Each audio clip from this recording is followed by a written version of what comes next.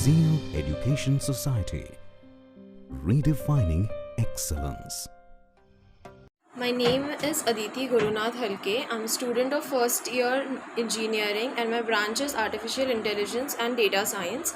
Our project name is Rock, Paper, Scissor game in Python programming, and my team members' name is Vaishnavi Sarode, Prathamesh Khanapure and Tejas Bharne. Here we have named our file as rock, paper, scissor. Now for developing this program, we need different pictures of rock, paper and scissor for the computer as well as for the user. Now to develop this program, we are using GUI model developed by Python named as Kinter. So first we need to import Kinter. So for this we type from Kinter import all. Now we title the main window as rock, scissor, paper.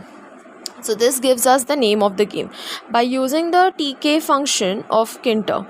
Now we have to define pictures. So for defining pictures, first we need to install a module, third-party module named Pillow. Now we import images by saying image tk from PIL. This imports the images from Pillow. And now we define the pictures. In this way we define the pictures for rock, paper and scissor. This is done for both user as well as the computer. Now the next step is to insert the pictures. Now Python GUI model Kinter provides different features to design screen. We use feature label.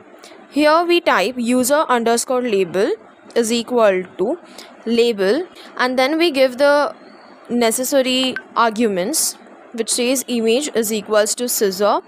Now here we are defining it for the scissor. Similarly, this is done for user as well as the computer for rock, paper and scissor.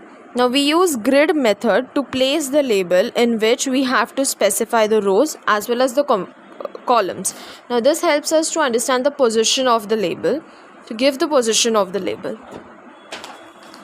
Now we insert the scores of the user and the computer.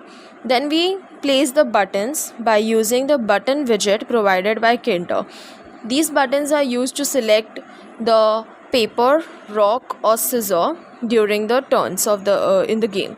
Now we place the indicators to indicate the sign of user and computer, and all this is fixed together with the background color. Now we place the message that will say you lose, you win or it's a tie.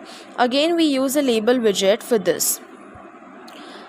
Now we update choices, for which we need to define the function named update choice by giving x argument.